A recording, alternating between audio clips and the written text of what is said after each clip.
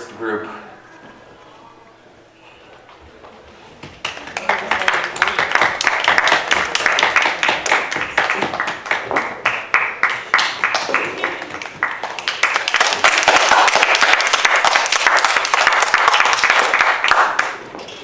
Good morning. Okay, fantastic. It was really a pleasure to hear all of you yesterday. And I'm really happy to have a few minutes with you today. Do you have a strong preference for what you might do right now? Why don't we do some Brahms? Is that okay? Okay. Early morning Brahms. Nothing like a little Hungarian spirit to get us going. And I'm guessing that's not where you usually keep the lid, is it?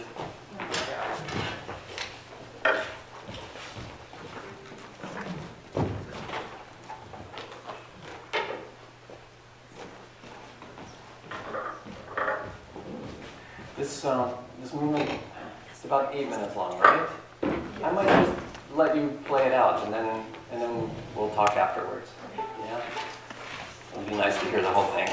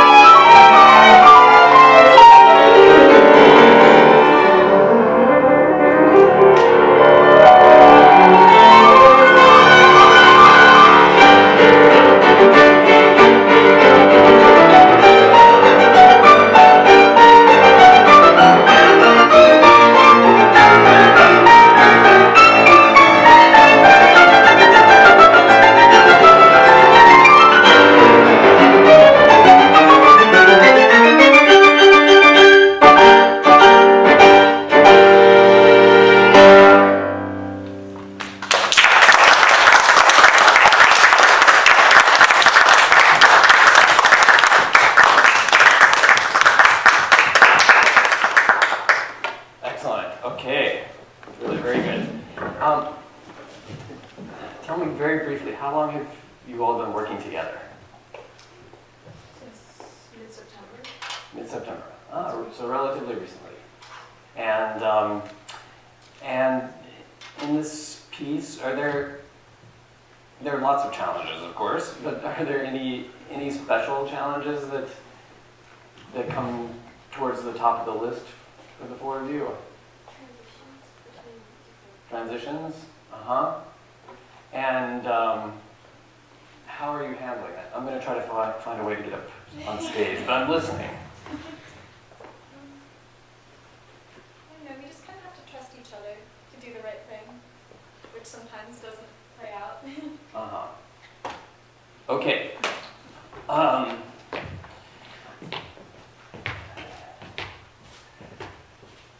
So I have a few thoughts, and I'll try to whittle them down to just a couple of ideas. If you haven't already, it might be interesting for you to listen to Hungarian folk music from about the time Brahms would have been alive, and to hear the sound of the instruments, but also just to hear the pacing, the rhythmic inflection, that sort of thing.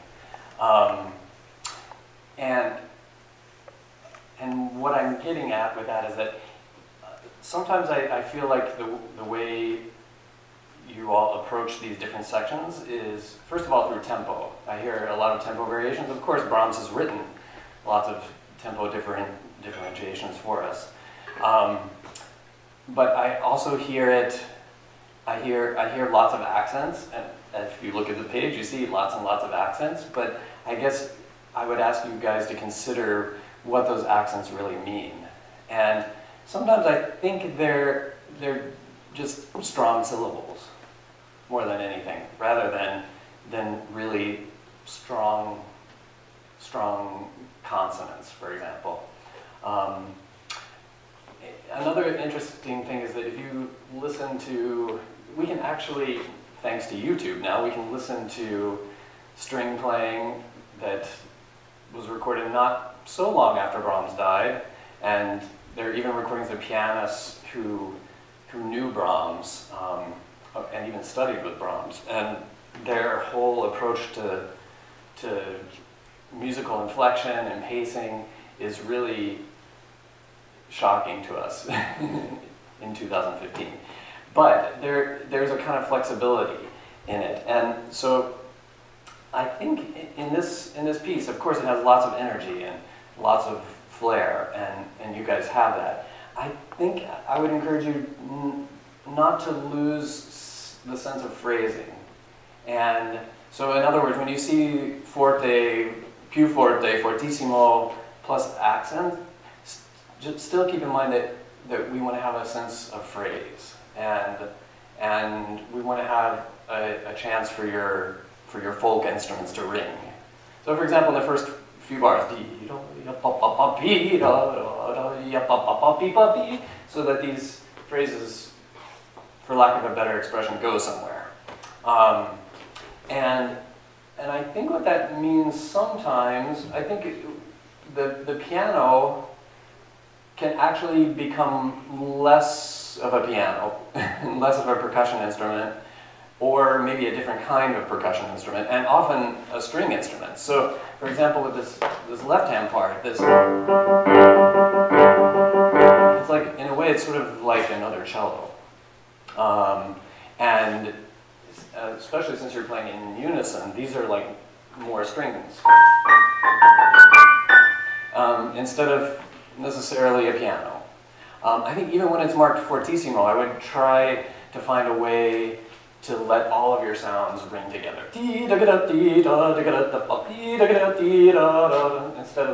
instead of thinking about a vertical articulation. So you can maybe think a little bit more lyrically, and we'll try that in just 1 second. Actually, we'll try it right now. Let's try it. We'll try from the beginning. I'm supposed to keep track of time, so I'm going to put this over here.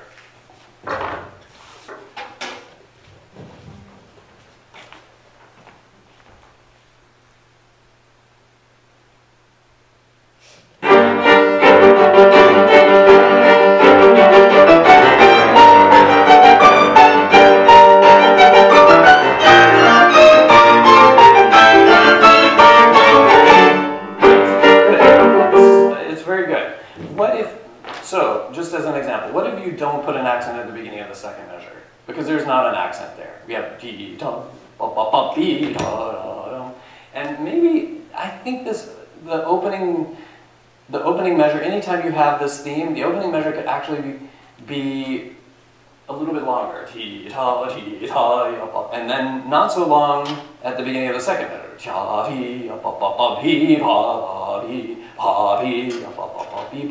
And no accent at the beginning of measure 6 either. So that we have this variety of phrasing. And this probably needs to be a little bit looser, and not too. Yeah, let's try it from the beginning one more time.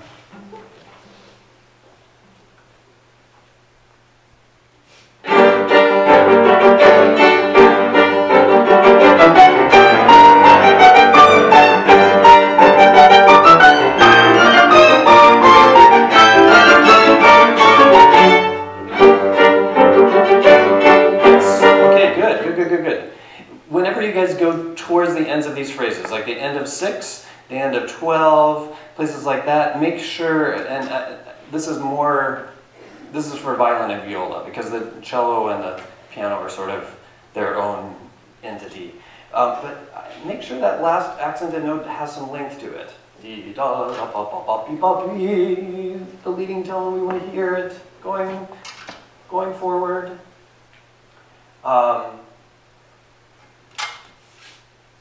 And then also the beginning of 13, the beginning of 16, I think the accented notes can almost be like agogic accents. Do you guys know that expression? So almost like tenuti. I mean, there are places where later on he writes sforzando, and those perhaps are different. So, let's go from, actually let's do the beginning one more time. And then when we get to 18, what if you guys try a different kind of Luftpause there? You're doing one that's very predictable. With a nice preparation. It's a little too comfortable for Hungarians. Not that I have any Hungarian blood in me. But I think it needs to be a little bit more surprising and unpredictable. Let's try from the beginning.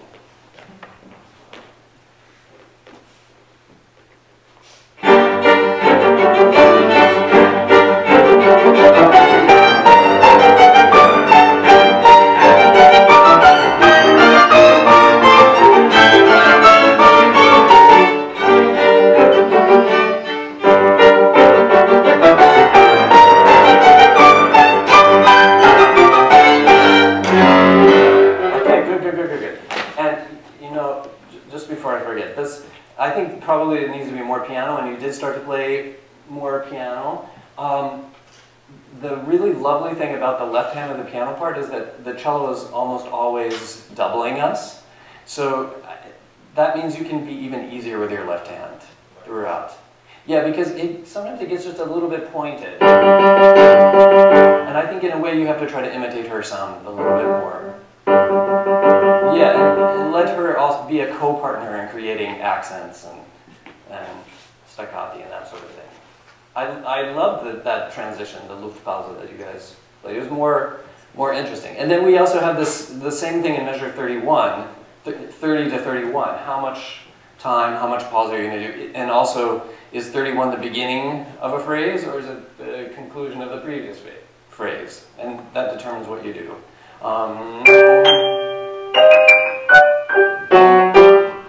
What is that? It's maybe a little bit of both. So let's start from 19. This is piano.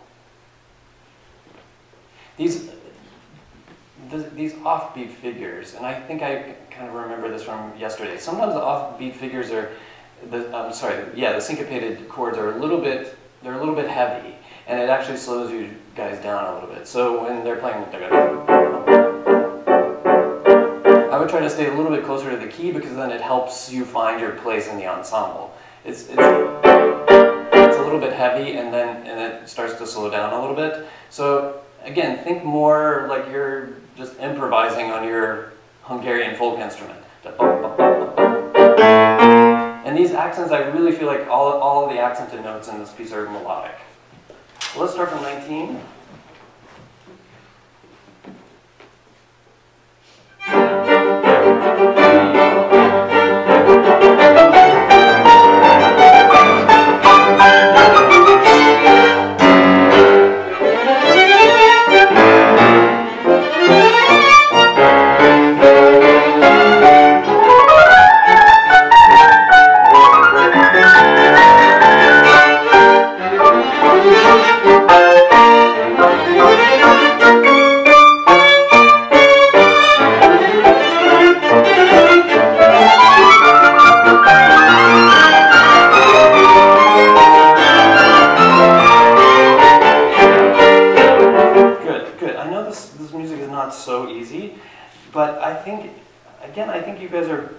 Too much between phrases, and in a way it actually makes it more difficult in terms of the ensemble and also just in terms of the syntax of the music.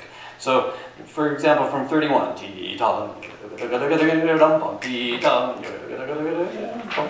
I mean in a way he's sort of writing 3-bar phrases, and the stopping that you're doing highlights the 2+1 factor, but maybe we need to think more just about threes.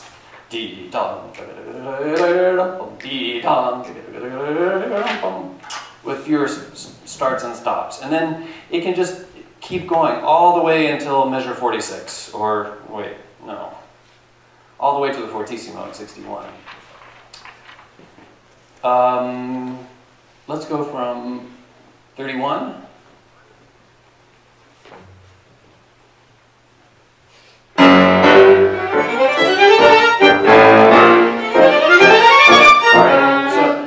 Try to match their sound a little bit. I mean, they're trying to match your sound too, and this is sort of one of the pleasures of playing chamber music with instruments that are different in quality, because there are of course there are times we want to sound different, but there are times that we want to try to imitate each other, and especially for us pianists. Depending on the texture, sometimes this is one instrument, this is another instrument. Sometimes these are 10 different instruments. It just depends on the texture and the music and the context. But in this case, we basically just have one instrument. So I think the three of you have to try to match sound here. Again, I think these accented notes, the accented notes throughout the piece can be different. Some are strong consonants, some are soft consonants, some might even be vowels with just stress. But I think that's something you can think about. So that this, and experiment with the voicing. You might want to voice a little bit more to the top, because these are our biggest strings, and they can overpower the whole texture. But I think it should be longer articulation. Can we start that one more time at 31?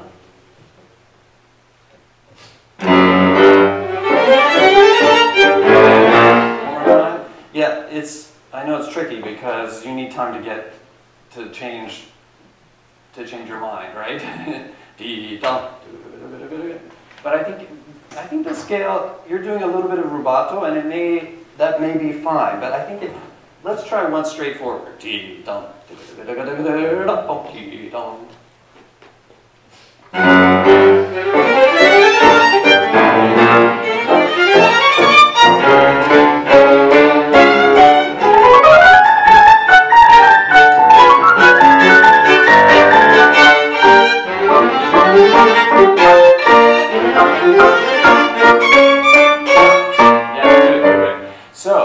I still feel like there are too many stops. You guys can sort of plan it out. So you have 3 bars plus 3 bars plus 3 bars, and then we have an arrival point here at measure 39. Is that right? No, I'm in the wrong place. 46. 46 is sort of an arrival point. So I would play more straightforward through all of this, because by playing more straightforward, it actually makes clearer the 3 plus 3 plus 3 plus 3 plus 3. And then we start all over again in 47.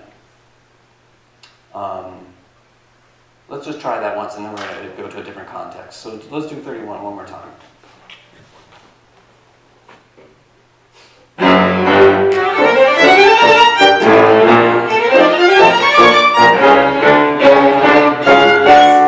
I'm going to conduct you once. And these chords, they're a tiny bit late, especially if we're not doing rubato now. So it's 2,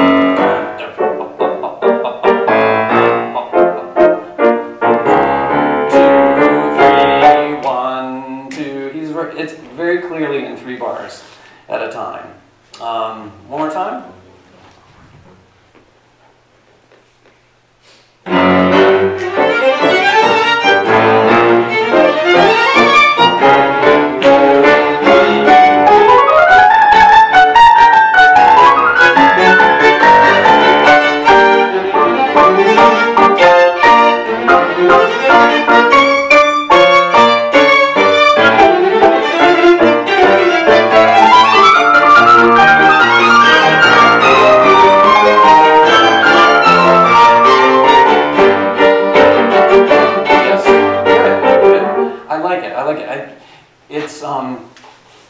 Because I'm pushing you forward, it's also getting louder and louder. And I don't necessarily want you to do that. I think you have to keep coming back.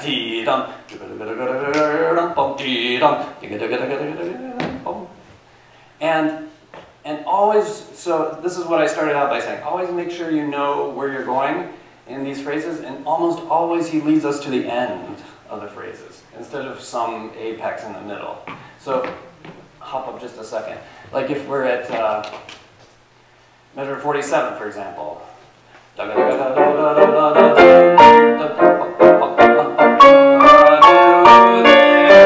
all the way through these 3 bars, and then you come back again. All these chords have to be a little bit lighter, and a little bit. Yeah. Oh, you were trying to push the tempo. Is that what you're saying? Yeah, you can. I think the ideal is for you guys to set up this sort of 3-bar groove and to just play in the groove, whatever it is. Let's skip to, what is that? With my advancing years, I can't read numbers. 80. Let's skip to 80. Okay.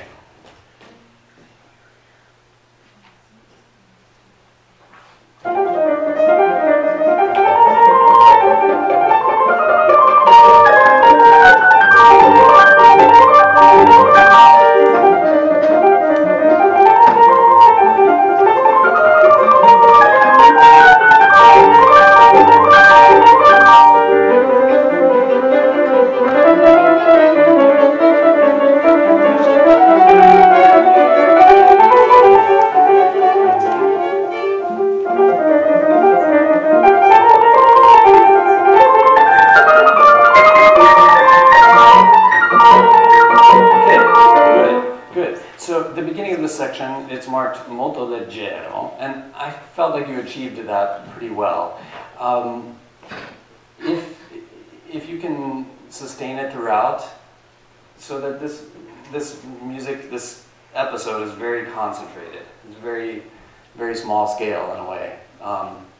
And when he gives you accents,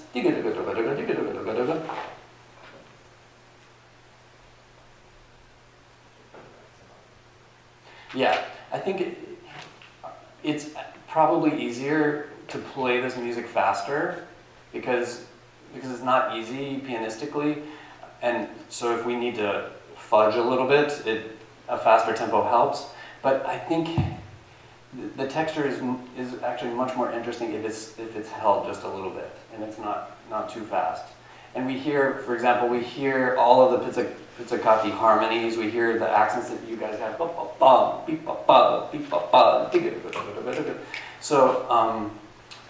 So I would encourage you to keep the tempo held throughout and try to keep the molto leggero quality throughout this whole section. And then he gives us just these little swells, but everything else is very, very much contained. And then this section also provides a contrast what's coming.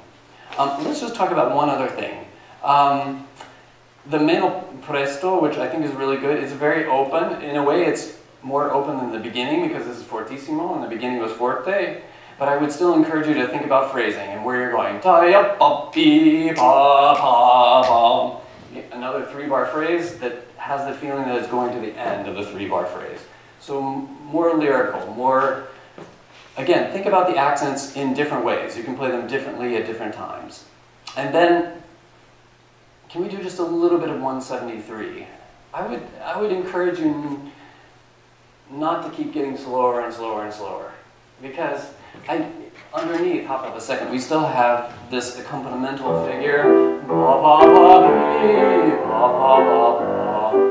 So our Hungarian spirit from the beginning is never far away. So for that reason, I don't think it should be too lugubrious.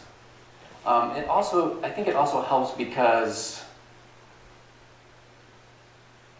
then the 3 of you don't feel like you have to play the slow movement of a Brahms symphony.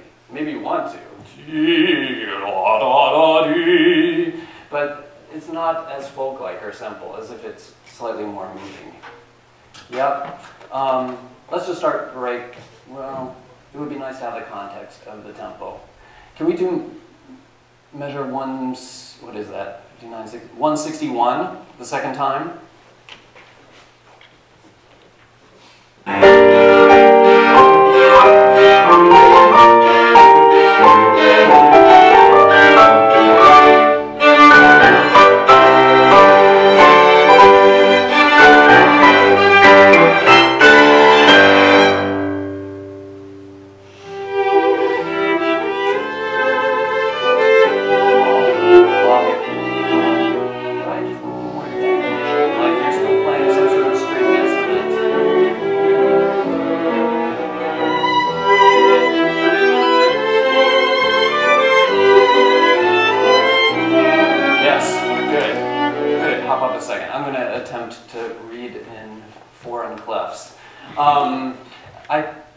If this is a more moving tempo, then I think you can have more flexibility. Yeah. Sorry, I already messed up.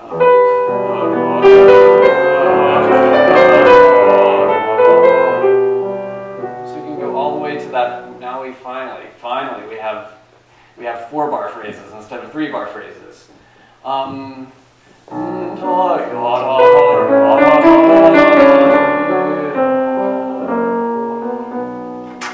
So we can have a little bit more give and take. One last time, and then I think we have to stop.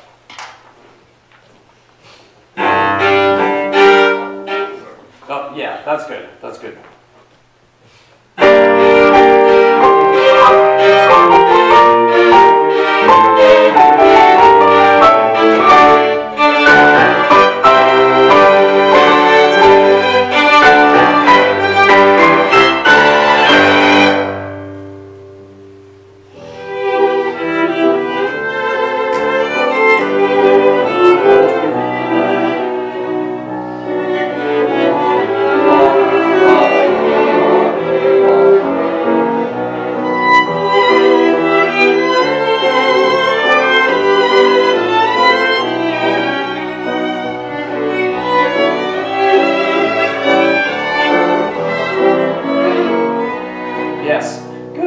So I think if you're playing more straightforward and more flowing, then you have the luxury of sometimes finessing the ends of the phrases, of taking a little bit of time. But now, because I've become like the pulse police, you guys are sometimes not taking time at the ends of phrases. So you can, even in this section where we started, he's still doing 3-bar phrases.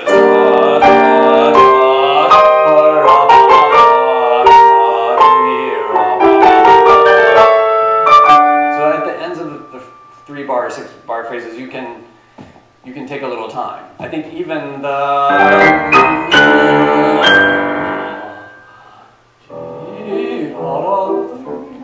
and I would consider playing a little bit dry. He doesn't give us any information, but just so that maybe a touch of pedal for the vibrato of your cellos and basses.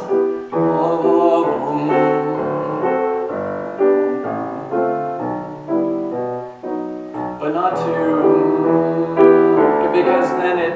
like it sanitizes it too much. And we still want to have a little bit of gypsy flair. So, again, think about the variety of the accents and the variety of all of this energetic material and how it interfaces with the lyricism of the music, which is still there because it's Brahms after all. It was really a pleasure hearing you guys. Thank you so much. Thank you. Yeah.